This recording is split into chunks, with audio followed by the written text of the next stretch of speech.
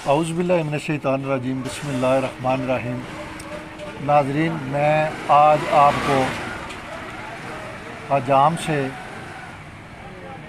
Air dresser और makeup director तक का सफ़र कैसे किया गया आपको बताऊंगा।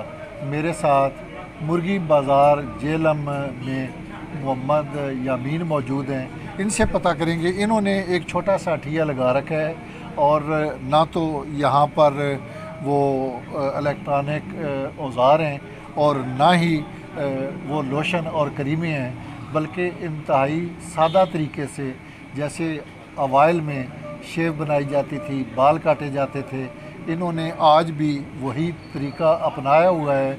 और इनका कहना है कि ये रिज़्क़ हलाल कमा के 400-500 की दिहाड़ी लगा के ये बहुत खुशी महसूस करते हैं। तो इनसे जानते हैं इन्होंने इस काम का कब आगाज़ किया और फिर ये कैसे ठिया लगाया और किस तरह ये सर्वाइव कर रहे हैं आज का जो महंगाई का मुआशी बदहाली का दौर है। अमीन भाई, आप बताएं कि यहाँ पर कितने ग्राहक आते हैं आपके पास, कितने लोग जो हैं वो शेव बनवाते हैं, कितने बाल कटवाते हैं, और फिर किस तरह आज के दौर में, आज तो लोग लोशन और क्रीमें पसंद करते हैं, लेकिन आपने इंतहाई सादगी के साथ ये उस्तरे रखे हुए हैं और बाल काटने वाली मैनुअल मशीन है, जबकि इलेक्ट्रॉनिक मशीनों का दौर है। लोशन की जगह ने आपने फटकड़ी रखी हुई है। ये सारा क्या है, किस तरह लोग आपके पास आते हैं?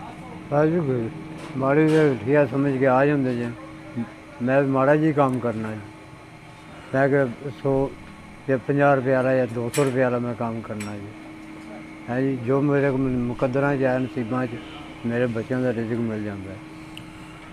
ना तो आपके पास शीशा है और ना ही पंखा है, ना ही बिजली है। बस माड़ा जब आज मैं मजदूर तकबा जरा मेरा। और शेव बनाने के आप कितने पैसे लेते हैं? है जी, कोई 30 भी दे जाता है, कोई 40 भी दे जाता है, कोई 50 भी दे जाता है जी। और बाल काटने के? बाल काटने के भी कभी 50 भी दे जाते हैं, 100 भी दे जाते हैं। जबकि बड़ी दुकानों पर बाल काटने के 250 रुपये हैं और शेव बनाने का 150 रुपये है। तो आप तकाजा नहीं करते कि बड़ी दुकानों पे आप इतने पैसे देते हैं? लेकिन मैं कदे भी किसी ना गल नहीं की, अपनी खुशी ना जितना कुछ दे जाए तो ठीक है जी। और जो आपने ये लवाजमात रखे हुए हैं, मेरा ख्याल है ये तो सदियों पुराने हैं और दौर जदीद आ गया है। तो ये बस तुम्हारे सामने ही है भाई है। और ना ही शीशे है आपके पास, तो ये टूट गया नहीं, मैं लिया चीज़ है। अच्छा, छोटा है। तो रोज़ाना की यामीन भाई कितनी इनकम हो जाती है? किस तरह आप मकान अपने या बिजली का बिल, सुई गैस का बिल, किस तरह फिर सर्वाइव करते हैं आप? बेटा जो है जी, कोई बेटा करता, कोई बेटी कर दी रही है, कोई मैं कर देना जी। रोज़ के कितने पैसे आ जाते हैं? कदे 400, कदे 500। तो आप क्या समझते हैं, इसमें गुजारा हो जाता है? चार बस शुक्र है जी अल्लाह का, जिस तरह गुजारा घर चलता पे है, चला रहे। आप अल्लाह का शुक्र अदा कर रहे हैं, लेकिन बिजली के बिल हैं, गैस के बिल हैं, घरों के किराए हैं। किराया भी देना है जी, बिजली का बिल भी देना है। हम 2700 रुपया 3 बंदियां ने रल के गैस का बिल दिता है। शुक्र करेगा कुछ मैं आखा कुछ सहारा ला छड़ता जी, एवं बंदा गल आ गई थोड़ी मैं तो नहीं चुप पाया। ये मैं सिर्फ शुक्र मेरे अपनी बीमारी तो मैं घर बहने की वजह तो मैं कर रहा हूँ। ठीक है। और आप दिली तौर पर सुकून महसूस करते हैं कि जो आ रहा है वो ठीक है? जी उसमें आपका मैं कदे भी नहीं आख्या जी। अच्छा, मैं किसी गाहक नाल या किसी नाल भी मैं कोई किसी किस्म की वो नहीं हुई। ये मौजूदा जो हालात हैं, लॉकडाउन चल रहा है, तकरीबन कारोबार ठप हैं और आपको इतने पैसे आ जाते हैं, इतने लोग आ जाते हैं कि आपका सिलसिला चलता पे है। इस जगह का कोई किराया, कोई बल्दिया? कुछ भी नहीं, कोई शह नहीं जी। अच्छा, शामी बंद करके समान अपनी दुकान के अंदर पपूर उम्र, क्योंकि ये शुरू तो भाजी मेरे नाल ही हैं, जो दुकान सी तां भी हुण भी। इन्होंने बुजुर्गों ने भी मैं अपना बुजुर्गों समझिए शुरू तो लैके हुण तक। मीन भाई, बच्चे हैं आपके, बहन भाई हैं, रिश्तेदार अजीज़ होते हैं, खुशी गमी होती है बरादरियों में, तो फिर ये 300-400 रुपये से किस तरह आप सर्वाइव करते हैं? बस कर ही लईदा जी गुजारा, कदे दे दिते कदे ना दिते, कदे होए कदे ना होए, कदे खाली भी जाईदा कोई अज में वैसा होया थोड़ा बहुत काम चलता पे। लोग इतने आ जाते हैं कि आपका सिलसिला बस। जो है आसानी के साथ? 7 8 10 बंदे में भुगता देना, दाड़ियाँ शाड़ियाँ दे टिंडा कर देनी, वडेरे बंदे जड़े। तो फिर वो कितने पैसे दे जाते हैं? एक बंदा कितने पैसे दे जाता कोई 50 भी दे जाता जी, कोई 100 भी दे जाता जी, अपनी मर्जी ना, भावें कोई 200 दे जाए ऐसा। है? और ये बाज़ार के अंदर आपने ये गुजरगाह है जहाँ पर आपने ये थिया कायम कर जी। रखे है, तो बल्दिया वाले नहीं आते, तंग नहीं करते कि? नहीं कभी भी नहीं तंग किया जी, हमें बंदा झूठ मारे। एक दो बारी उन्होंने मैनू कहा भी थोड़ा पीछे कर ले, सैर से कर ले, मैं कर लेंदा रहा। बाकी भाजी होर मेरे कोई गल नहीं, गुजारा बस अल्लाह पाक चला रहे हैं घर का। और अब तो लोशन वगैरह आ गए हैं, आपने फटकड़ी रखी हुई है, ये तो लोग एतराज़ नहीं करते कि ये तो पुराने वक्तों की चीज़? किसी ने मैं इतराज़ नहीं किया भाई, लोगों ने आप कहा भी फटकड़ी लिया, फटकड़ी नाल ए डिटोल ना लाया कर, फटकड़ी लाया कर। ए बाकी सारा मेरा शुरू तो बचपन तो लैके हूँ तक तिब्बत ही मैं इस्तेमाल कर रहा। तिब्बत क्रीम और तिब्बत पाउडर। जी हाँ, ते डिटोल ते फटकड़ी। सनत के वतन से जन्म लेने वाले इनकलाब की वजह से रवायती पेशे, हुनर, कारोबारी मराकज़ या पैसा कमाने के तौर तरीके बदल गए और इस तब्दीली ने हर मुआशरे को बेचैनी का शिकार कर दिया। पैसे कमाने के तौर तरीके बदले, मुआशरों में रवायती अफराद और पेशों की समाजी हैसियत शदीद मुतासर हुई और असर रसूख नाम और पेशे सनत कार ले उड़े। याद रखें, इंसानी समाज में मुख्तलिफ़ किस्म के पेशे और रोज़गार होते हैं और पेशे का मखसूस नाम होता है। ये पेशा या रोज़गार इल्मी भी होता है और ख़ानदानी भी, सकाफ़ती भी, रवायती भी। वक़्त गुज़रने से कई चीज़ों की अहमियत कम हो जाती है, उनकी जगह नई चीज़ें ले लेती हैं। जिस तरह नाई अपनी बुनियादी शनाख्त को ख़त्म करके हेयर ड्रेसर बन गए, 20-25 साल कबल तक हजाम नाई के नाम से जाने जाते थे।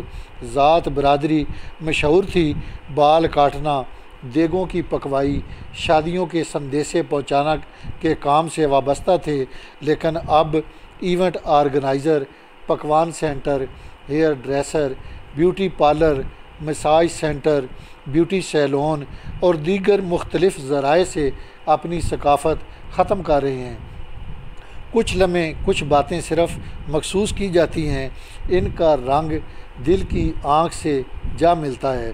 एक ज़माना था जो बंदा नौमौलूद बच्चे की झांड उतारता, वही रंग बिरंगे मुरब्बे वाली जर्दे की देग भी पकाता।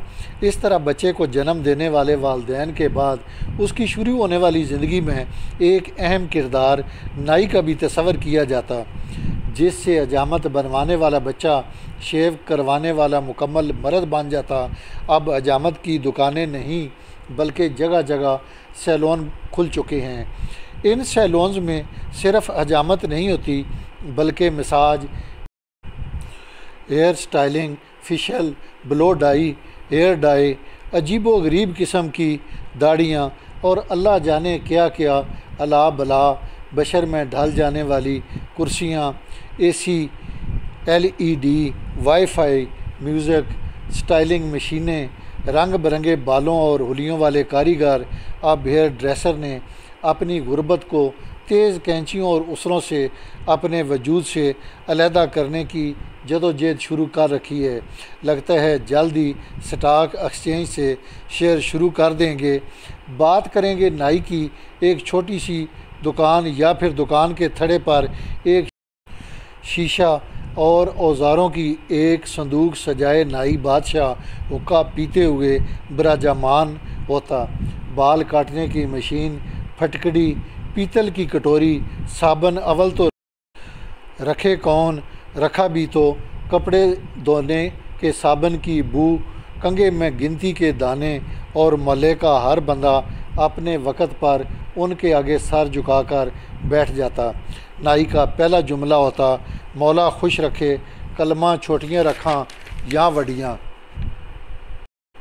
बातूनी होना नाई और कोचवान की गुटी में शामिल था, क्योंकि दोनों इंतज़ार करवाने के लिए लोगों को बातों में उलझाए रखते। नाई एक ऐसा शख्स होता जिसका कब्ज़ा बुनियादी तौर पर मर्दों और लड़कों के बाल काटने के साथ साथ मुकम्मल वजी मर्द दूल्हा भी बनाने की ज़िम्मेदारियां भी उसी के साथ होती। ख़ानदानी तौर पर छोटी मोटी जिराही का परमट भी रखते थे। किसी का बाजू चढ़ा दिया और किसी का पाँव, किसी के अंगूठे की तकलीफ़ को दूर करना उनकी महारत और पेशे का हिस्सा था। अक्सर नाइयों ने देगें, करछे, कफगीरें और दूसरी पकाने वाली अशिया दुकानों के अंदर ही सजा रखी होती थी। गली मोहल्ले में कोई वफ़ात पा जाता तो ख़त्म का खाना पकाना भी उन्हीं की ज़िम्मेदारियों में शामिल होता। शादी ब्याह पर बुलवाए के लिए भी उन्हीं नाइयों की खिदमात हासिल की जाती। ईद और शब बारात पर अलहदा से बख्शिश दी जाती। वक़्त बदल गया, नाई चला गया और हेयर ड्रेसर आ गया। तो जनाब, नाई से आपने मिल लिया, अब आपकी मुलाकात मैं हेयर ड्रेसर से करवाता हूँ। मैं आज मौजूद हूँ रिजवान अहमद के साथ और इनसे हम जानेंगे कि 30 साल कबल नाई का काम होता था। वो अजामते वगैरह बनाते थे, दाढ़ियाँ बनाते थे, और फिर जो जो ज़माने ने तब्दीली इख्तियार की उसके बाद फिर हमाम आए, फिर ब्यूटी पार्लर्स आज जो हैं उनका इनेकाद किया गया है। तो ब्यूटिशन है रिजवान अहमद, इनसे हम जानेंगे कि ये जो दौरानिया है इसको ये किस नज़र से देखते हैं और क्या तब्दीलियाँ रूनुमा हुई हैं। जी सर, बिल्कुल मैं यही कहना चाहता हूँ कि जो पहले दौर था उसमें ये होता था कि जो नाई होते थे वो घरों में जाके करते थे, या किसी की फसल काट रहे हैं उधर चले गए, उधर जाके काम करते थे। तो फिर आहिस्ता आहिस्ता फिर ऐसा हुआ कि किसी दरख्त के नीचे नाई बैठ गया, उसने कुर्सी रख ली, कुर्सी के साथ शीशा रख लिया, उसके उधर काम करता रहा। फिर थोड़े से और प्रोसेस की तरक्की हुई थोड़ी सी, फिर उन्होंने हमाम खोल लिए, हमाम की दुकानें बन गई, हमाम पे थोड़ा सा काम हुआ। उसके बाद तकरीबन फिर ब्यूटिशन का काम शुरू हो गया, दुकानें बहुत प्यारी आने लग गई, उसमें मुकाबले आ गए। फिर बहुत प्यारे मसलन बार्बर भी बहुत अच्छे आने लगे, उसमें जो कस्टमर्स है उसमें भी थोड़ा सा इजाफा हो गया। कस्टमर जो अच्छा कस्टमर है वो कहता है कि हमें काम अच्छा मिलना चाहिए। हमारे जो दाढ़ी के है, हमारे जो कटिंग के हेयर स्टाइल बहुत अच्छे, यानी कि अभी बहुत प्यारे आने लग गए हैं। तो इस सूरत में जो पहले दौर था ना उससे अभी दौर है ना वो बहुत अच्छा जा रहा है इसके बरकस।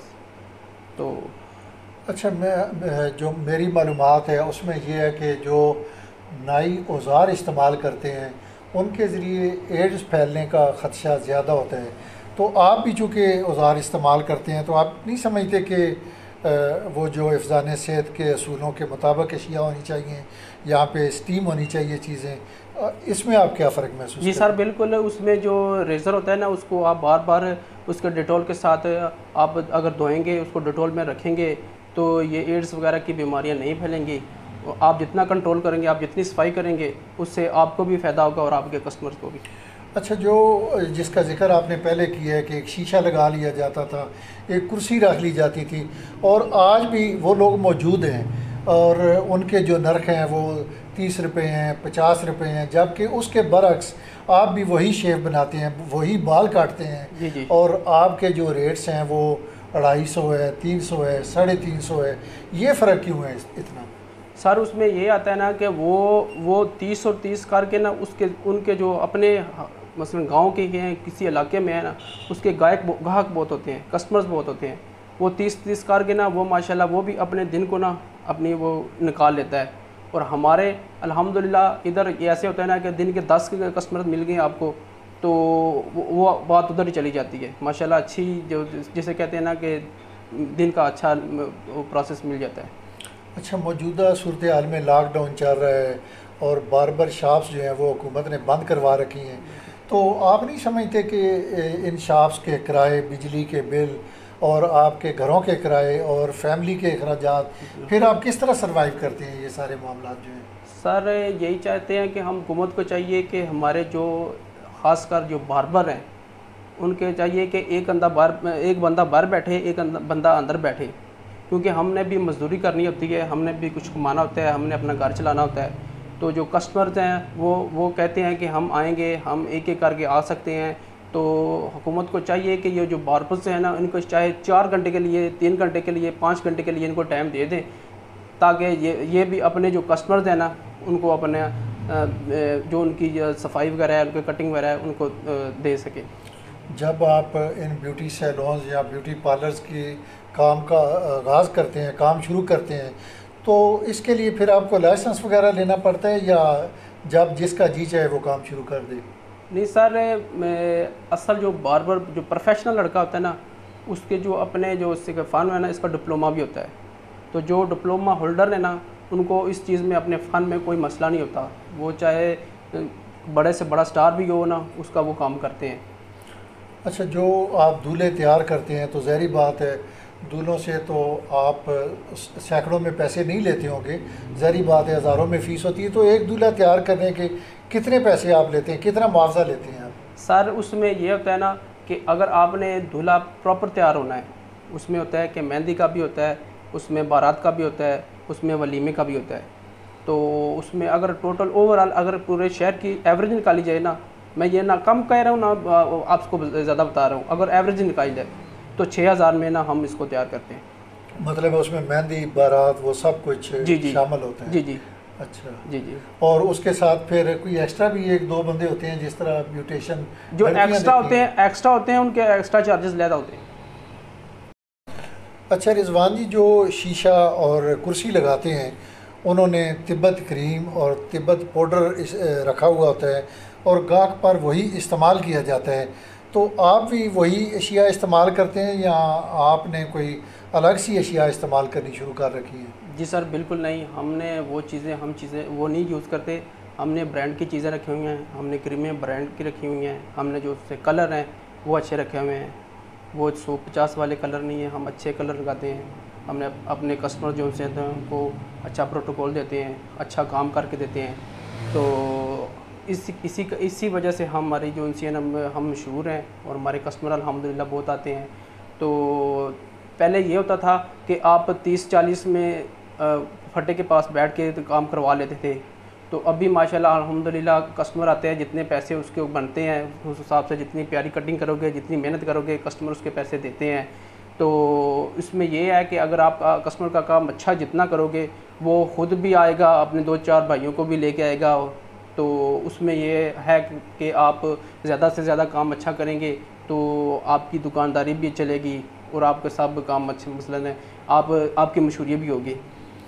अच्छा, आपने अपनी शॉप में 2 चेयर्स लगा रखी हैं, तो एक बंदा आपके पास मुलाजिम है या आपका शागिर्द है, या इन 2 सीट्स का क्या मकसद है? सर 2 सीट्स का ये ना, तो एक मैं ख़ुद चलाता हूँ और एक मैंने कारीगर रखा हुआ है। तो कारीगर को वो दिन का हिसाब देता हूँ, वो मंथली भी होता है उसका हिसाब। तो अल्हम्दुलिल्लाह इस हिसाब से हम माशाल्लाह हमारा काम भी बहुत अच्छा होता है। तो हमारे जो कस्टमर्स होते हैं वो इस चीज़ को चाहते हैं कि हम जल्दी होती है, जल्दी में आते हैं वो, तो वो कहते हैं कि जनाब 2 बंदे होने चाहिए, तो 2 बंदे हम सर्विस करते हैं। तो माशाल्लाह बहुत अच्छा काम चल रहा है। आपने ये जो शोबा इख्तियार कर रखा है, ये आपका ख़ानदानी पेशा है या आपने ख़ुद इसे चूज़ किया और आप कर रहे हैं? जी सर, ये हमारा ख़ानदानी नहीं है, ये मैंने ख़ुद चूज़ किया है। मुझे शौक़ था और मैं अल्हम्दुलिल्लाह शौक़ से मैं काम कर रहा हूँ। मैं तकरीबन आज से 8 साल पहले मेरे ब्रदर इन लॉ हैं, उन्होंने मुझे, वो मेरे उस्ताद हैं, उन्होंने मुझे काम सिखाया। उन्होंने कहा कि ऐसे काम करो। तो जो पहली सीढ़ी है मेरी वो वही हैं, वो मेरे उस्ताद हैं। वो अभी अल्हम्दुलिल्लाह माशाल्लाह वो यूके में हैं, तो माशाल्लाह उनका बहुत नाम है उधर। तो अल्हम्दुलिल्लाह इसी वजह से आज तक मशहूर हूँ और काम अच्छा चल रहा है अल्हम्दुलिल्लाह। कितना अरसा हो गया आपको ये काम करते हुए? मुझे अल्हम्दुलिल्लाह तकरीबन 10 साल हो गए सर।